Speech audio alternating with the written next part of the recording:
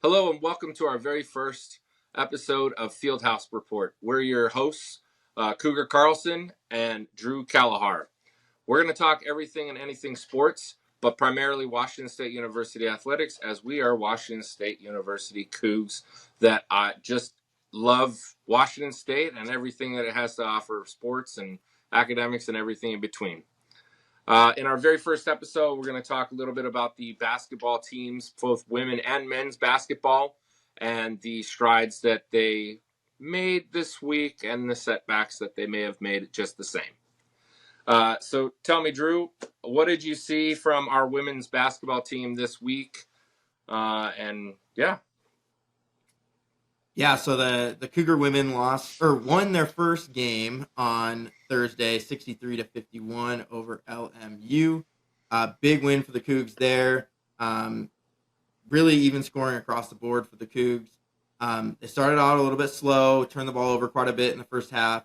But classic Cammie making halftime adjustments, getting the women right, and they did awesome. So yeah, good to see the win there, and then tough loss against Portland. Couldn't quite get the job done there, but still right in the mix. Still in a good position for the WCC tournament, and they still got a lot to play for this season for sure. Yeah, I think they have a ton to play for. I thought LMU, they kind of made some really good adjustments, both offensively and defensively, getting different looks. Tahina always improving. Mendez obviously getting the start after a lot of recent success, particularly in that Gonzaga nail biter, which, in overtime subsequently didn't happen to go our way. But I thought the Cougs did pretty well. And I think the benefit to the women's basketball team is you see a lot of young players, right? Like this women's basketball team has a future. And with the likes of Cammie Etheridge, mind you, a 1988 Olympic team, U.S. Olympic team player for the women's basketball team, and a former player at Texas, has these girls playing with just a bunch of grit, and they're fierce competitors. And that all starts with Tara Wallach. Her play both on the boards and in transition. I mean, I think she makes tremendous plays to lead this team, and like what I see. And I still think there's a good shot that they can make some noise in the WCC tournament coming up here in a couple of weeks. Yep. So 3 games left for the Cougar women. They have the University of San Francisco at home on Thursday night following the men's game against Gonzaga. So if you're in town for that, be sure to stick around one more day and catch the women there. And then they have senior day at home against St. Mary's and also in Beasley Coliseum. So then last game of the season, they wrap up at Pepperdine on the 27th. So just 3 games left before the WCC tournament, but they're shaping up to be right in that 3 or 4 seed, which is about as good as you can get behind Gonzaga and Portland. Yeah, Gonzaga and Portland, 2 of the top teams in the West Coast Conference. I know a lot of people say coming from the Pac-12, we certainly should have, maybe a little bit more bravado going into this conference. But I don't think we should be snubbing our noses at this conference. And I want to make a new claim when we talk about conference realignment moving forward. That being said, I thought the way in which they did respond, the Cougar women's basketball team against Portland, they were up against basically a man jump press, most of the game. And I thought they kind of handled it well. It slowed them down a little bit, but they found their way towards the end to still keep fighting, even though they were, they had a stretch there where they weren't doing so well. But again, just another Cammie Etheridge team. I mean, in 7 seasons, she's taken the Cougar women's basketball team to 3 NCAA tournaments. And that's something special that all Cougar fans should hold dear. So this week, with the 1-week layoff after a nail-biter of a win against Pepperdine, the Cougar men went down to St. Mary's in Moraga, California, and just couldn't quite turn the corner to get another back-to-back win. I thought they had their moments certainly in the first half, but it's really kind of been the way this season has gone, right? First half looked strong, or competitive. And in the second half, there's these adjustments that the opposing team makes, and they just seem to kind of have the upper edge. And, it kind of comes down to, we've talked about it. It's points off of turnovers, it's offensive rebounds, it's defensive rebounds. And, I think it's tough to watch sometimes because sometimes it's a little bit of an effort situation. But other times I noticed, particularly in the first half, our closeouts from the men, we'd close out, but then want to fly by. And in those situations, you're putting your team in a situation where it's 4-on-5. Yeah. So you fly by that offensive player, they can go get their own rebound with nobody boxing them out. And it makes it tough to sit there and get those offensive boards. I think that's going to have to be an adjustment, particularly leading into this week against a very big matchup. Yeah, I was really hoping that the week off, or not playing a weekday game, would help us be fresh. I feel like that's been one of our challenges on defense and in rebounding, is just the fact that our legs are so tired, our rotation's so short this year with the injuries. And we did come out, and I was like, okay, here we go. This is the team that we saw at the beginning of the season, right? We're playing really aggressive on defense. We're making the extra pass on offense. And then just the classic things that have bothered us all season: turn the ball over, forcing up shots that aren't there, forcing it inside when it's not there, and then giving up way too many second chance points. So, of course, we got killed on the boards. Second chance points, they beat us 18-10. Points off turnovers, they beat us 22-7. So it's been the story all season, and credit to St. Mary's. They're good, obviously. Their leading scorer had 30 again. So you can't fault us too much. But same old story. It feels like for the Cougs.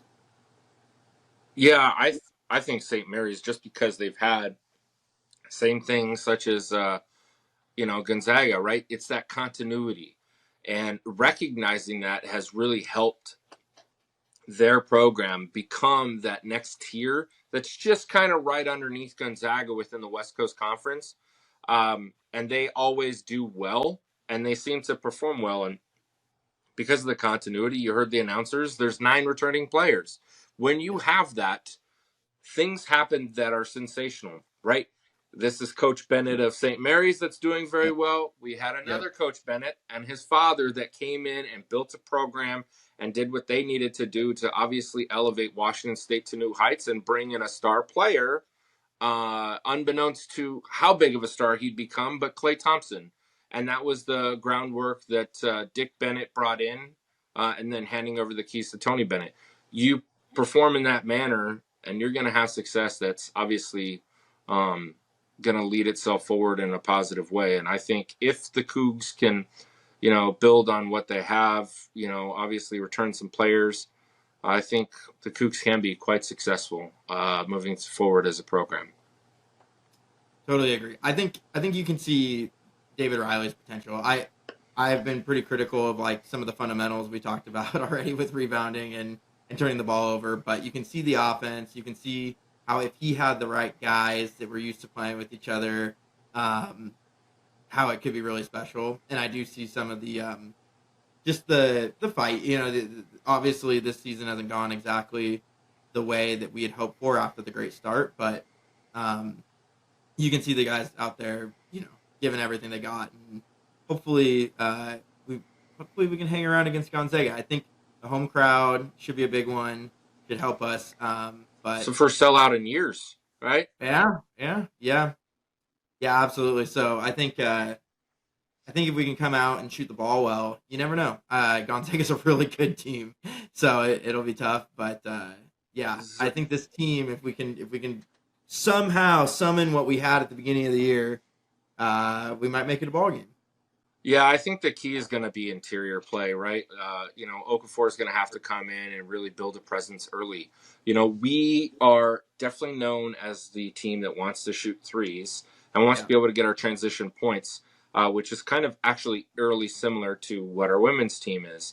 It's just about a level of efficiency that just needs to improve. And I think they have the tools to get there. But I think we're going to have to create some interior play that's going to obviously put the Cougs in a better position to be successful, to be competitive throughout the entire game, and basically keep Gonzaga on their toes, because Gonzaga is known for making great adjustments, and that's why they've been so successful all these years with Coach Few. So, and with that said, we want to obviously encourage all of our Coug fans, right? We want to support the Cougs, whether it's through Cougar Athletic Fund, hang out for a special episode later this week with a special guest, uh, and also with the Cougar Collective, now partnered with Washington State University. These two critical pieces between the Collective and Cougar Athletic Fund are going to be essential in moving Washington State University athletics and the institution as a whole forward. With that said, we also want to encourage fans to show up to all games Washington State, no matter which sport, but particularly those sports that can be revenue generating, such as Washington State Cougar basketball and, of course, Washington State football. Now, with Washington State football, it was stated that earlier this past season in 2024, we had an average attendance of 22,000 in a stadium that seats 33,000. Drew, tell me a little bit about that. Yeah, I mean, I think some fans are getting used to the new conference, losing the pack. But here's the reality: is we're still here. We still have some great student athletes, and we have a brand new head coach that I think is going to inject some life into this program. Not to mention a couple marquee home games with Oregon State and Washington coming to Pullman next year. So I'm really excited. I think that there's an excitement around the team this offseason. We got some key returners with Zebi hopefully being back under center, and then a different scheme on offense and different scheme on defense that I think fans are going to want to get inside Martin Stadium and check out. So, I mean, the thing that I want to just double down on is it does make a difference for the student athletes, right? I mean, not only in recruiting, but the current players as well. When they come out of that tunnel into Martin Stadium and Glenn Johnson says, "Here come the Cougs," it makes a difference when they don't see empty bleacher seats. And I think beyond that, once you get deep into the game, defense is revved up, that crowd noise can make a huge difference too. So I think we're going to see a little bit of that against Gonzaga this coming up Wednesday. But I think the bottom line is, and the most important message is that you make a difference at these games. And I know that Cougar fans are passionate. We got the flag on game day and the license plates on the cars, but we got to get the butts in the seats too. Yeah, we definitely have to get butts in the seats. I certainly am amped up for this week's game against Gonzaga, 6 p.m. in Beasley Coliseum. Drew and I will be there to interview some of you, so we look forward to meeting you out there in Beasley. Washington State Cougar football, as you mentioned, hired Jimmy Rogers. What are your thoughts on just his hire, the start of what he did within the state of Washington, the Washington State Blitz? Tell me a little bit about your thoughts, Drew. Yeah, first of all, I love the hire. I mean, you're talking about somebody that and he mentioned it in his introduction press conference, all he knows is winning. And he's used to building a winning program, a competitive program.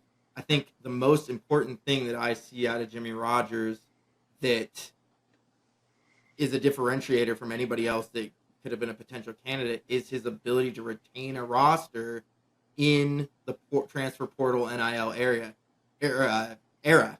And I think that that is so much easier said than done. I mean, he took a team to a national championship at the level in the FCS level, and then retained almost the entire roster, other than the kids that graduated off of it. And that you're fending off big offers all over the place. And if you can establish a culture that's strong enough that you have people that are that loyal to your program, that they're willing to turn down huge paydays to stay with you, that's everything. And I definitely can see some good times ahead for the Cougs. I'm excited to see how running the ball goes in the Palouse. We haven't had an offense with a bunch of tight ends and a bunch of running backs before, at least in a while. So I'm really looking forward to it. And I love the way he's starting off with recruiting in the state of Washington. I mean, getting on all the major broadcasts in Western Washington, heading up to Spokane, shaking hands with players and their parents all over the state. We really need to establish that if you're if you're a premier football player in the state of Washington, the only place to go is Wazoo. There's only one place to go, and it's always been that way, and it's Washington State University. I think the other thing, amidst the Washington bliss that really stood out to me that makes him, somewhat, like I was disappointed Jake Dickard left, but I understand in some situations that sometimes you just kind of feel like there's something else that you need to go towards because we all do it within the scope of our lives, right? What I love about Jimmy Rogers, maybe it's just that one fan that decided to ask that quick question. Hey, would you like to have a catch? And just throw a baseball with another guy. That's just common man. That's what Washington State is. That's who we are. Just simple small town folks that just want to be, want to grind and want to work hard. And it's the same thing with what I'm actually looking forward to, which you spoke to, which is I'm looking forward to that next running back, whether it's, a Jerome Harrison, Ruben Mays, or whoever that comes Yep. in and establishes himself for Washington State, and that more of balanced attack. It was exciting to have the air raid all these years, but sometimes new era change and development can be healthy for a program too, and I'm looking forward to him implementing that offense. So. The other piece I love about Jimmy Rogers is just his focus on bringing a national championship to Pullman. Now, there's a lot of people out there that could say, no freaking way, never in a million years. There's not a chance, right? But here's the thing: if that's not your goal, well, what are you here for, right? Yeah. Your goal should be to win every single game. We're not the Seattle Mariners trying to win 54% of our games here. We are. That is what you should be aiming for every single year. Now, if it happens, I would, I don't even know what I would do. I'd explode. But, but I do think that I'd be in the same boat. That's the dream you have to sell people, right? Like that is when you're talking to recruits, Ryan Leaf talks about when he was being recruited to Washington State, Mike Price called him while he was watching the Rose Bowl and said, you come to WSU, we're going to play in that game together. Now, Ryan didn't do his history homework and didn't know that we hadn't been there in 67 years, but that was the dream, right? And he sold it, and Ryan was full bought in, and guess what? They did it. They ended up in Pasadena on January 1st, 1998. So I think I love that line of thinking, and I think it will go a long way in recruiting and a long way in getting the belief of that locker room going. Yeah, I think it kind of reminded me of certainly Mike Leach's presser in 2012 when he got hired, and someone said, well, why Washington State? Well, once I get past well, that's a stupid question. All fans were sitting there clapping, right? Like, Yeah. You get excited. Like I'm literally getting goosebumps just thinking about Mike Leach, rest in peace. But you think about those moments in what you're establishing when you're putting your first comments out there for everyone to see, which includes these recruits. You have to be stubborn enough to want to win and to get to that next level. And it sounds like he's pretty stubborn, and he's willing to put in the work that it takes. But again, it comes back to us, the fans, just the same, willing to show up and show out and be there for every game and be behind our Cougs at every chance we get. So with that, we'd love to invite you guys to every game that you guys can make. And hopefully we can meet you there just the same. So when the Cougs come out running out of the tunnel next year, led by head coach Jimmy Rogers, the real question is, will they have the Nike swoosh donning the crimson and gray jersey? Or will it be Adidas? Or will it be Under Armour? Or will it be Eddie Bauer? just to throw a funky one in there. You never know. So here's this current situation is WSU's Nike contract does end in September. I'm not an expert on uniform contracts. I don't think Cougar Carlson is either. But my understanding is if it ends in September, I find it hard to believe that we would continue to wear the uniforms unless something is renewed before then. So it does beg the question: do you want to see the Cougars continue in Nike or go with a different option? Yeah, I think. All right, it's hard because I love Nike. Like, it's a great brand.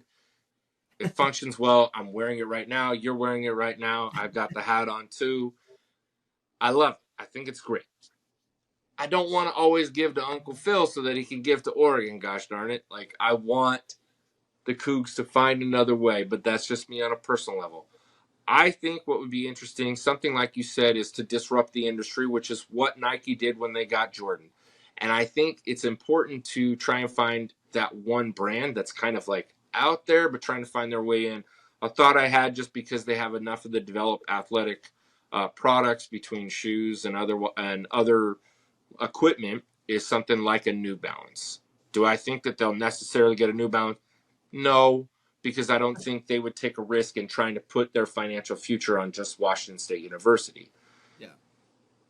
Eddie Bauer would be different, but I could see something like maybe a Columbia. They're based in Portland. You never know. Yeah. I just don't know. I want to see Nike because I think it's important. But what I think is important is the money. Right now, Washington State needs to compare themselves to something like a Rutgers, which has a 5-year, $30 million contract, which averages out to about $6 million a year. I think it's important to note that they need to get something closer to that amount to obviously benefit all teams. And if they can do that, then they're going to move the needle a little bit more. And I think that's closer to what they should be valuing themselves at. And hopefully Nike or Under Armour or Adidas comes in with something close to that. And if they can get us a longer deal to give us more security, then I'm happy with that too, right? Yep. So yeah, the reality is we're going to go to the highest bidder, just because of this. I think that would always be the case, but especially now, given the financial circumstances at WSU, my personal preference is Nike number one, just because I love the rebrand that they did for us, the custom type font, all of that, which maybe wouldn't go away if we went with another option, but I've really appreciated the recent uniforms and across all sports just look so great with the addition of anthracite, and then just even like some of the script logos that we've done recently with Wazoo on the helmets and all that stuff. I think that's great. I've also seen what Adidas has done to a certain purple school on the other side of the state, and their fans are really not a fan of that. So I think my order would go Nike number one, Under Armour number two, Adidas number three, and then depending on who the other players are, I'd be open to that. Actually, I think again highest bidder, so it's probably unlikely that somebody else steps in, but I would be open to. Could you imagine Jumpman WSU Jordan uniforms? Oh, those would go crazy. yeah, no, I agree. I think that'd be fun. But we'll see how that turns out, and hopefully that contract comes to fruition sooner rather than later, because I'd love for that to come in before the season comes around. I think what'll happen is the changing or the addition of conference players that will affect that, as well as the media deal. So talking on that, Drew, I think it's important that Pac-12 finds a way to expand and beyond the traditional route that, we want to find something that's just linear within the West Coast. Yeah. We know UNLV and Reno are attached to each other, and that's the only way they can jump to the conference. I'm all for that if that's what that means. Obviously, UCLA and Cal could have done the same. Obviously, Washington State, and Oregon State. But to no avail, we're in a different situation. Obviously, Memphis and Tulane are big ones that have been talked about. And I think Memphis and Tulane are two different schools that we should be looking at, because it broadens our viewership. And the same thing with hopefully an additional Texas team, if we can get that in there. What are your thoughts, Drew? Yeah, I think at this point, according to John Canzano, he's explaining that we actually might get a media deal first, then we'll hear about who those teams are. And they're thinking the rough timeline will be the first week of that NCAA tournament is when we might be finding some of that out on the media deal front, followed by the news of who those new additions are. And they're actually saying that, according to what some of the commissioners have been reporting out to Canzano, sorry, not commissioners, the presidents, is that the media companies see those last few teams as essentially interchangeable. So they don't really care if it's a Memphis, a UNLV, or a Texas State, all those schools can be somewhat interchangeable, and the media deal can be basically signed before we know officially who those schools Yeah, I wouldn't necessarily want to negotiate in that way with the media deal, but obviously we want the likes of CBS, Fox Sports, ESPN, all these big players to come in and be able to talk to the Pac-12 and say, hey, yeah, this is what we have for you and this is what we want. I think it would be interesting because I know we've added Gonzaga, and that is just a basketball school. But given that they're there, and I think they're a Sweet 16 type of team, are. Yep, I think St. Mary's I agree. might and should be considered. Yep, And that might be an angle that we have to approach. You know, all these other conferences have gone with, hey, we want to be around football because that's where the big media deals are. Well, the big media deals can still come from the likes of basketball. If you can grab where more viewers are looking at across more games throughout an entire conference, and you have St. Mary's in there and Gonzaga in there, I think there's something to be said for trying to figure out what basketball schools can we bring in that will be relevant to the Pac-12. And with that said, will there be any outliers of the former Pac-12 that want to come join the Pac-12 again? Whether it's Cal and Stanford because the ACC money might not be there, or a recent article that indicated UW might not get the money they're seeking by 2030 in the Seattle Times. Can you imagine if UW had to come back to the Pac-12 with its new reestablished brand? I mean, that'd be interesting. Would we welcome them back? I don't know if the Cougs would, but I think the rest of the conference would. It'd be fun. yeah, yeah, yeah. I think that what we knew when the Pac-12 fell apart was that it was fairly short-sighted for those schools. They were jumping ship for the money. Like there wasn't a whole lot of thought about the travel, about the long-term future of their decision. And now you're starting to see it crumble a little bit. And Cal and Stanford are already in a bit of a world of hurt because their decision was really, I mean, amongst all of the everybody was jumping ship, but theirs to jump when they did was just didn't make a whole lot of sense, and especially to the ACC. But I think you're starting to see things come around, and I think the Cougs are in a really great position. I'm really excited about all the teams that are in the new Pac-12, and I think that we're going to have a really solid football conference and a really solid basketball conference. Now, one of the things that we've talked about before was when we're talking about realignment, do we want to keep things West Coast or do we want to expand across the country and get into different time zones? Originally, I said, no, we want to be the best of the West. Look at what all these other conferences are having to deal with travel and losing in all the different time zones and the volleyball team having to go across the country on a Thursday night.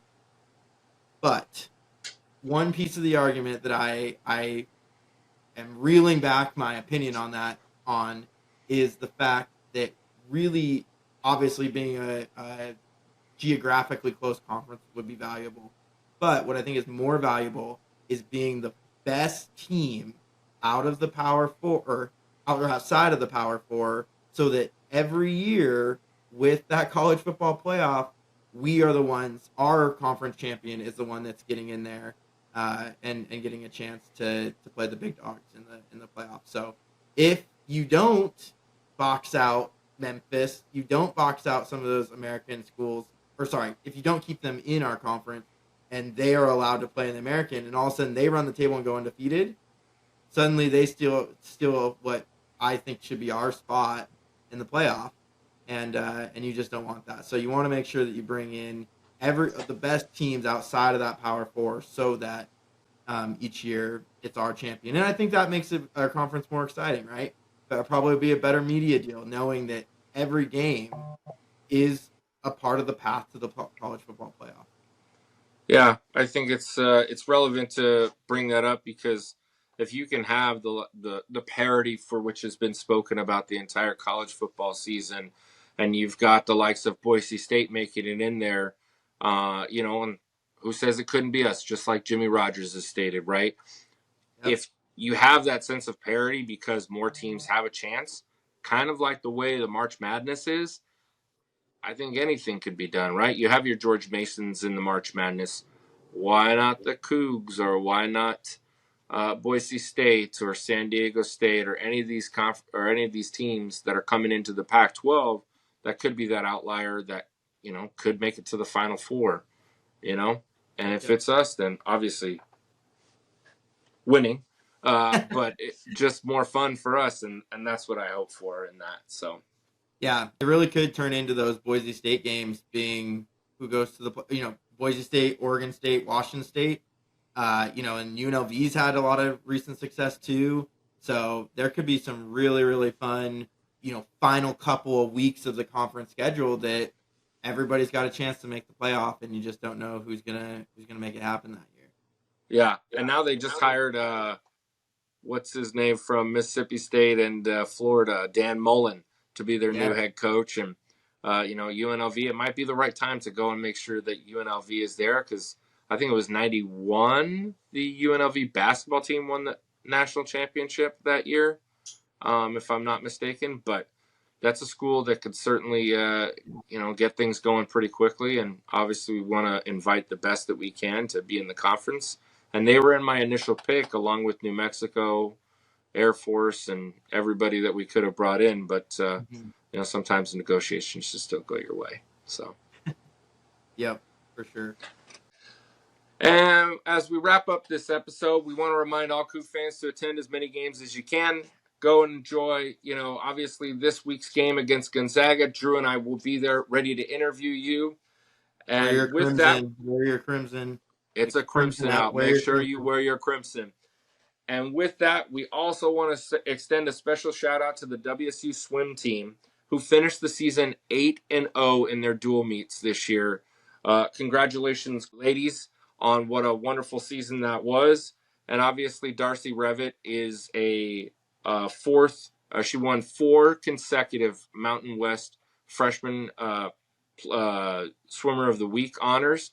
And we want to wish her good luck along with the rest of the team. All right. This has been the first episode of the Fieldhouse Report. We look forward to future episodes. I'm Drew Callahar, and this is Cougar Carlson signing off. Go Cougs. Go Cougs.